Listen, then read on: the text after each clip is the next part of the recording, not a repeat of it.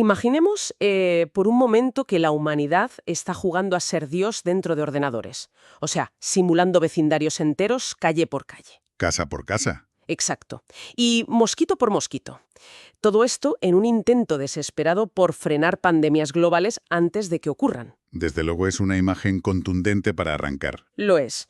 Pero resulta que es exactamente lo que está sucediendo en la vanguardia de la epidemiología actual. Un saludo muy cordial y una cálida bienvenida a quienes nos acompañan hoy. Un placer estar aquí. Es una verdadera alegría compartir un nuevo descubrimiento intelectual, sumergirnos en esos temas que nos hacen ver el mundo con una perspectiva completamente distinta. Aunque la premisa suena espectacular, bueno, resulta fundamental mantener una distancia crítica desde el primer minuto. Totalmente de acuerdo. Hoy tenemos sobre la mesa un material fascinante. Sí, pero reducir la biología, el clima y el caos absoluto de la naturaleza a código binario requiere un nivel de escepticismo saludable. Claro, porque convertir un ecosistema vivo y palpitante en simples ceros y unos nos obliga a preguntarnos qué matices cruciales se pierden en la traducción. Ese es el gran reto. Efectivamente, y por eso hoy nos hemos propuesto desentrañar precisamente eso, cómo esta intersección entre la informática avanzada, las imágenes por satélite y la biología de los insectos pretende ofrecernos una hoja de ruta para evitar crisis sanitarias. Evaluando qué funciona realmente sobre el terreno. Eso es. ¿Y qué estrategias corren el riesgo de quedarse en simples castillos en el aire computacionales? Para dar un poco de contexto general a quienes nos escuchan, el material que vamos a explorar es un estudio sumamente innovador de la Universidad de Florida Central. Un estudio muy exhaustivo, la verdad. Sí, este equipo ha utilizado el modelado basado en agentes, o ABM por sus siglas en inglés, para simular el control de un enemigo minúsculo pero letal, el mosquito Aedes aegypti. Un vector que, como bien señala el contexto del documento, es el principal responsable de la transmisión del virus del Zika. Madre mía, el Zika. Y el estudio subraya una realidad alarmante. A ver, el Zika pasó de ser una enfermedad esporádica y localizada en África Central a convertirse en una pandemia global en un abrir y cerrar de ojos. Hay un dato en las fuentes que ilustra esta explosión de manera gráfica. Sí. Menciona que en un solo año se registraron más de 4.200 casos sospechosos. Únicamente en Brasil. Únicamente en Brasil, exacto. Es una tasa de propagación que desafía los métodos de contención tradicionales por completo. Y para intentar frenar esa propagación, los investigadores necesitaban un laboratorio virtual perfecto. Y no eligieron un lugar al azar, claro. Situaron su simulación en el estado de Florida. Más concretamente, en Key West o Cayo Hueso. Resulta muy ilustrativo ver por qué eligieron este rincón geográfico en particular. Su clima cálido y húmedo constante, con una variación de temperatura anual de apenas unos 10 grados centígrados, lo convierte en un auténtico paraíso. No solo para los turistas. Desde luego que no. Es un paraíso para la reproducción ininterrumpida del Aedes aegypti. Es, digamos, el caldo de cultivo ideal para poner a prueba cualquier modelo epidemiológico. El entorno es idóneo, sí, pero lo que verdaderamente cambia las reglas del juego aquí es la metodología. ¿El salto tecnológico? Eso es. Antes de este enfoque, el estándar global respaldado por las Naciones Unidas era un modelo llamado SimSim. Un clásico. Ese modelo clásico utilizaba ecuaciones matemáticas complejas para calcular dinámicas de poblaciones generales. Era un enfoque estadístico superior, algo así como mirar a una ciudad entera desde la ventanilla de un avión a 10.000 metros de altura. Se veían las tendencias macro, pero se perdía el detalle de lo que ocurría en las calles. Exactamente. Para que la audiencia pueda visualizar el salto que representa este nuevo modelado basado en agentes, que está implementado en un software llamado Repast Symphony, la mejor analogía es pensar en el videojuego Los Sims. Es una comparación muy acertada. En lugar de aplicar una fórmula a toda una ciudad, el modelo ABM baja a pie de calle. Otorga vida, reglas espaciales y comportamientos individuales a cada agente del entorno. ¿Cada elemento tiene su propia entidad? Claro. Cada mosquito virtual, cada ser humano y cada parcela de terreno tiene su propia programación independiente que interactúa con el resto. ¡Es alucinante! El cambio de paradigma reside en pasar de la estadística abstracta al comportamiento emergente. Se asume que las grandes epidemias no nacen de fórmulas globales, sino de microinteracciones locales. Y eso tiene todo el sentido del mundo. Sin embargo, hay precedentes que nos obligan a ser cautelosos. Otros modelos espaciales anteriores, como SimPop-MOSC o Skitter-Botter, intentaron algo similar y fracasaron en aspectos críticos. Cayeron en errores básicos. Muchos de esos modelos previos ignoraron variables tan esenciales como el impacto de las fluctuaciones de temperatura. O, curiosamente, olvidaron programar la necesidad biológica de que los mosquitos macho viajen de un lado a otro buscando vegetación para alimentarse. Resulta fascinante y a la vez un poco preocupante que modelos tan complejos puedan tropezar en detalles biológicos tan aparentemente simples. Y hablando de detalles, hay un punto peculiar en el texto original que merece un análisis minucioso desde una perspectiva médica. Adelante. El estudio menciona literalmente que la Aedes aegypti propaga, además del dengue, la fiebre amarilla y el chikungunya, la malaria. Vaya. Y desde un rigor puramente científico, la comunidad médica sabe perfectamente que la malaria es transmitida por el género Anopheles, no por el Aedes. Ese es un apunte crucial, fíjate. Es un error de bulto.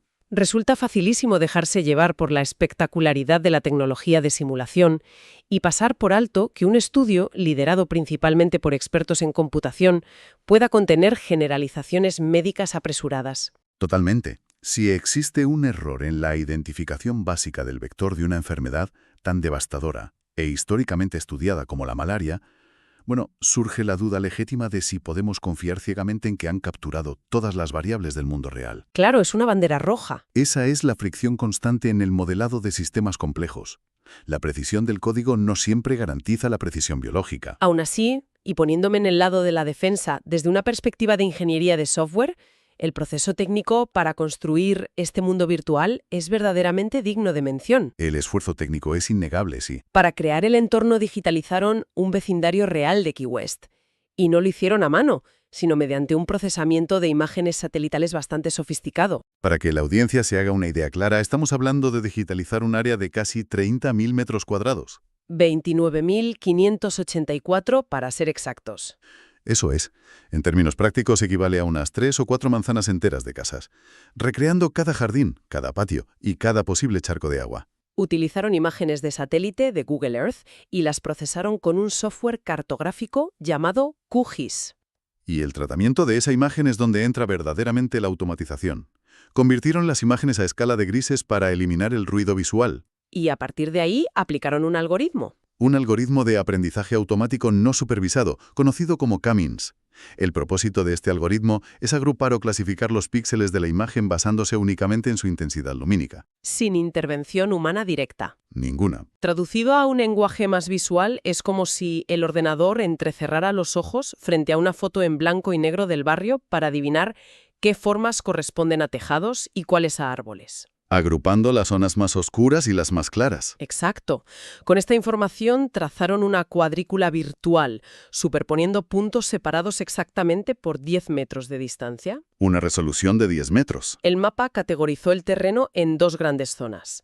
Las áreas de vegetación, vitales porque de ahí obtienen el néctar los mosquitos macho para sobrevivir, y las zonas de emisión de CO2. Que representan las viviendas. Donde los humanos exhalan dióxido de carbono, atrayendo a las hembras que necesitan imperiosamente alimentarse de sangre para desarrollar sus huevos. Y en este punto de la construcción del mundo, introducen una variable que, bajo una mirada analítica, resulta ser un punto ciego monumental. A ver. El documento señala que designaron el 20% de esas zonas de CO2 como zonas de cría viables. ¿Y cómo decidieron ese porcentaje? Basándose en el índice de casas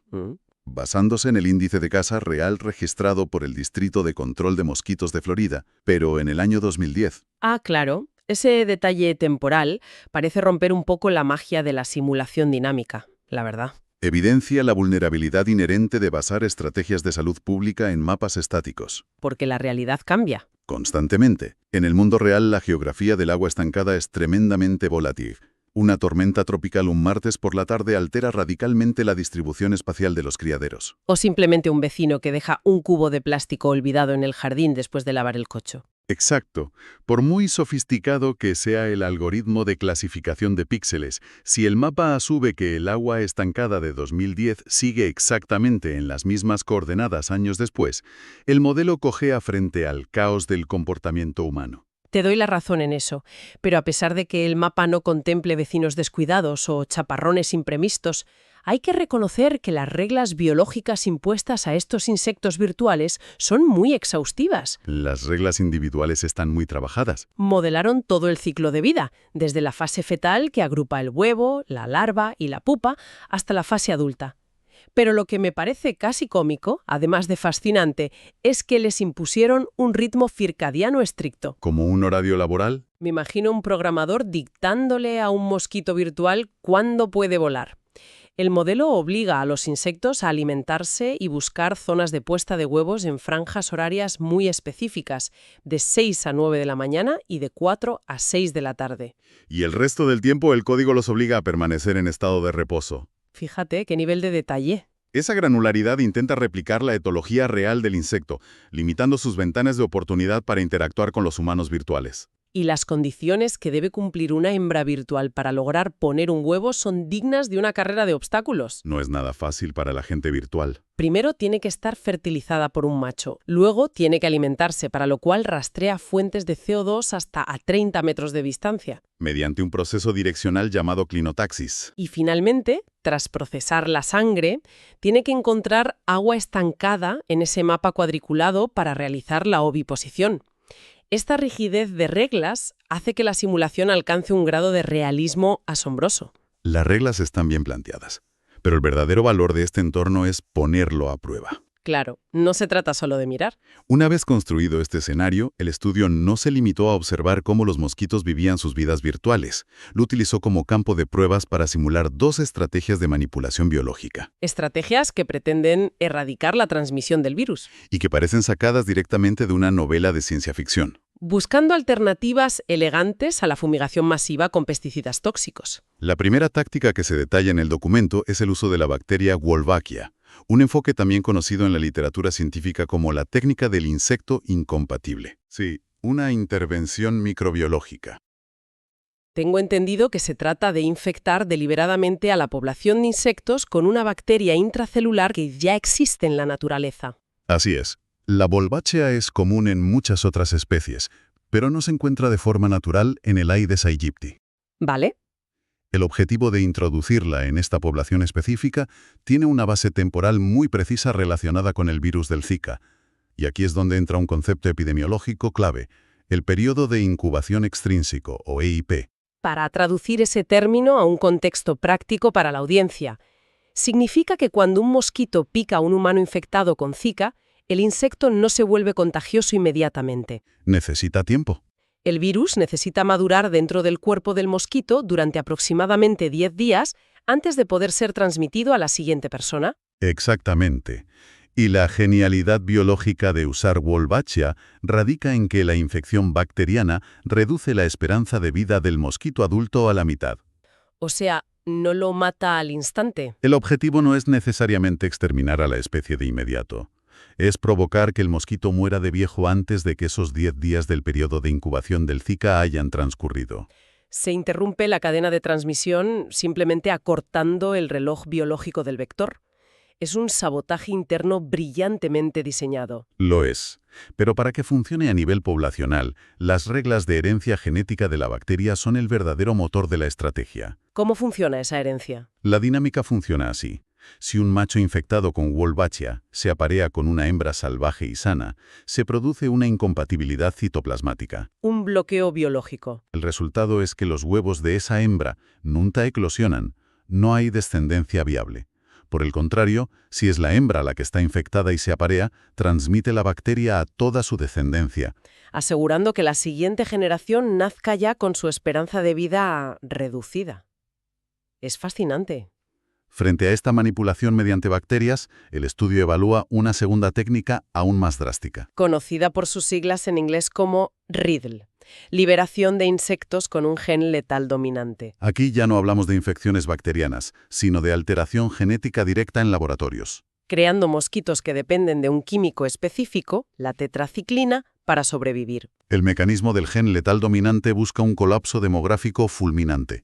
Se crían millones de machos modificados genéticamente en instalaciones especializadas, manteniéndolos vivos gracias a dosis constantes de tetraciclina. Y luego los sueltan. La mortal es que transmiten este gen letal a la descendencia. Como no hay tetraciclina en la calle, Dado que en los charcos y jardines de una ciudad normal no existen reservas naturales de este químico, las larvas resultantes mueren irremediablemente antes de alcanzar la fase adulta. y antes de poder picar a un humano.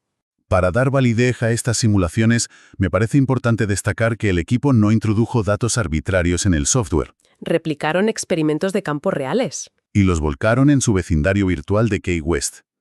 Para modelar el escenario de la Wolbachia, ajustaron los parámetros basándose en liberaciones de mosquitos llevadas a cabo en Michans Beach, en Australia. Y para probar la técnica del gen letal Riddle, utilizaron los datos extraídos de ensayos masivos realizados en las Islas Caimán. A lo largo de varios meses virtuales, el ordenador simuló la liberación de casi 9.000 mosquitos adultos. 8.970. 8.970 mosquitos en cada uno de estos escenarios para observar el impacto en la población local. Y evaluar el impacto de estas liberaciones requiere analizar fríamente la logística y la viabilidad económica. Especialmente con la técnica Riddle, supongo. Especialmente con Riddle. Si observamos el mecanismo del gen letal desde la perspectiva de la gestión de fondos públicos, la realidad resulta bastante cruda. ¿Por qué? Al morir el 100% de la descendencia que hereda el gen, la intervención no tiene capacidad de autosostenerse en la naturaleza. Claro, exige una inyección constante de nuevos agentes en el sistema. Requiere una cadena de suministro perpetua. Si un municipio adopta esta técnica, se ve obligado a financiar la producción industrial en laboratorios y coordinar liberaciones masivas semana tras semana, temporada tras temporada. Es un gasto sin fin. En el momento en que se detienen las liberaciones por un recorte presupuestario o un fallo logístico, la población de mosquitos salvajes comienza a recuperarse inmediatamente. Visto así, lejos de ser una cura ecológica definitiva, se asemeja peligrosamente a un modelo de negocio cautivo. Las administraciones públicas terminarían alquilando el control de plagas mediante una suscripción perpetua a empresas biotecnológicas, en lugar de implementar una solución estructural a largo plazo. Para quienes nos escuchan, esto no es solo un debate académico de laboratorio. Estamos hablando de decisiones que determinarán cómo se inviertan millones en presupuestos de salud pública. Sin duda. Y los fríos resultados que arrojó el simulador tras procesar los datos respaldan estas preocupaciones logísticas de forma casi poética. Pero antes de ver el fracaso o el éxito de las intervenciones, los investigadores dejaron que la simulación base corriera libremente durante 3 años virtuales. Querían comprobar si su barrio digital imitaba el ciclo de vida real de los insectos en Florida. Y lograr replicar la estacionalidad poblacional es uno de los mayores aciertos del modelo. La simulación mostró picos máximos de población en octubre, registrando promedios de 986 hembras y más de 1.000 machos en ese espacio de 30.000 metros cuadrados. 1.031 machos. Y en contraste, durante el invierno virtual, en marzo, la población cayó dramáticamente, a sus mínimos. Rozando las 300 hembras, 316 hembras y 333 machos para ser rigurosos. Esta fluctuación térmica valida la arquitectura del código. Con ese escenario base confirmado, introdujeron las armas biológicas. Y los resultados de la técnica Riddle confirmaron exactamente el escenario de dependencia económica que acabamos de discutir. La gráfica de resultados es implacable. La población de mosquitos portadores del gen letal cayó a cero absoluto, tan pronto como cesaron las liberaciones programadas en octubre. Literalmente se evaporaron del mapa virtual, confirmando que es una erradicación puramente temporal. Pero claro, el colapso del escenario Riddle era predecible por el diseño del gen. Sin embargo, los resultados que verdaderamente levantan ampollas en la comunidad científica son los obtenidos con la bacteria Wolbachia. Ahí es donde el debate se pone interesante. A diferencia del gen letal, el objetivo de la bacteria es establecerse y permanecer en la población salvaje una vez terminadas las liberaciones iniciales. Pero los datos del simulador revelan una fragilidad preocupante. Solo el 11% de las simulaciones lograron mantener la infección bacteriana viva durante los 2 años posteriores a detener las intervenciones. Un 11%. Es una tasa de éxito abismal si pretendes diseñar una política de salud pública a nivel nacional.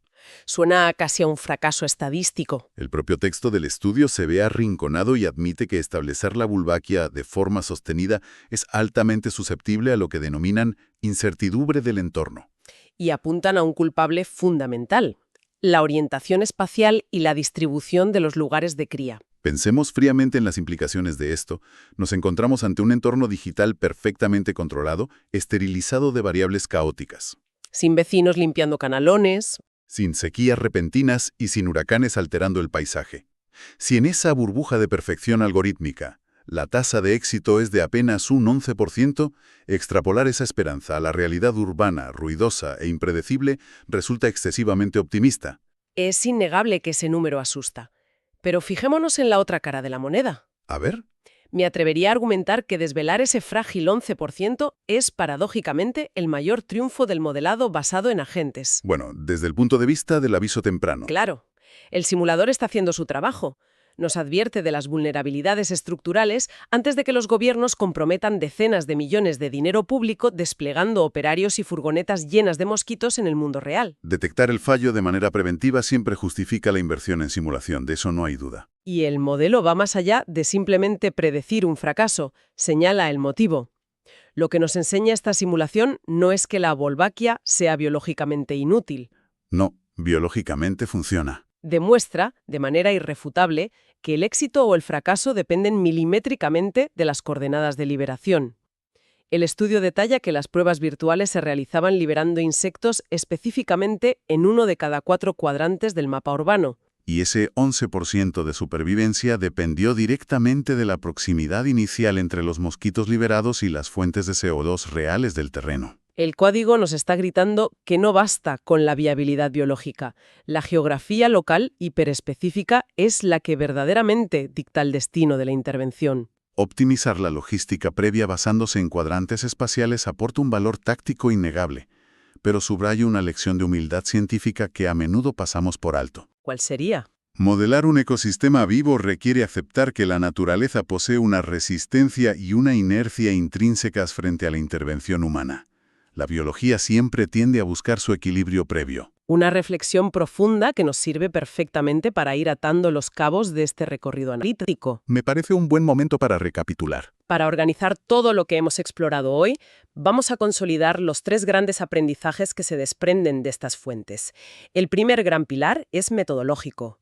Los modelos basados en agentes representan una evolución tecnológica fascinante frente a los viejos modelos puramente estadísticos. Es un avance cualitativo. Al otorgar reglas de comportamiento individuales y simular el movimiento, el hambre y la reproducción de cada vector sobre un mapa satelital detallado, adquirimos la capacidad de predecir dinámicas poblacionales a nivel de calle que las ecuaciones matemáticas generales simplemente pasarían por alto. El segundo aprendizaje fundamental surge al evaluar la viabilidad de las intervenciones. La técnica RID, basada en la introducción de un gen letal dominante, ha demostrado una eficacia indudable para suprimir poblaciones a corto plazo. Pero fracasa estrepitosamente en su sostenibilidad a largo plazo. Su propia naturaleza destructiva impide el arraigo genético en el ecosistema, lo que condenaría a las administraciones públicas a mantener una cadena de suministro perpetua. Convirtiendo la salud pública en un costoso modelo de dependencia industrial. Así es. Y el tercer punto clave que ha centrado nuestro debate final, la estrategia de la bacteria Wolbachia resulta profundamente prometedora en su elegancia biológica al acortar la vida del mosquito impidiendo que el virus alcance a incubarse. No obstante, su consolidación en el tiempo pende de un hilo finísimo. Ese escaso 11% de éxito en las simulaciones demuestra que introducir y mantener una alteración biológica en poblaciones salvajes depende de manera crítica de las variables geográficas y de la distribución hiperlocal de los puntos de agua estancada. Lo cual nos empuja hacia una reflexión final. Una interrogante que trasciende el estudio en sí y que creo vital plantear. Te escuchamos. Si un entorno virtual, un escenario estático y controlado al milímetro, que abarca el equivalente a unas pocas manzanas de casas, nos devuelve tantísima incertidumbre frente a pequeñas alteraciones espaciales, ¿qué ocurre realmente cuando intentamos escalar estas manipulaciones biológicas a ecosistemas completos? Deja uno pensando, la verdad. Estamos hablando de alterar la red de la vida a nivel global. Interviniendo en sistemas inmensamente interconectados, donde la humedad, las precipitaciones y la actividad humana cambian el tablero de juego literalmente minuto a minuto. ¿Están nuestros modelos matemáticos y nuestra colosal potencia de cálculo verdaderamente listos para enfrentarse al caos absoluto y resiliente de la verdadera naturaleza? ¿O a pesar de toda nuestra asombrosa tecnología de satélites y algoritmos de inteligencia artificial, seguimos observando el vasto e indomable mundo natural a través del minúsculo ojo de una cerradura computacional? Esa es la eterna paradoja del avance científico.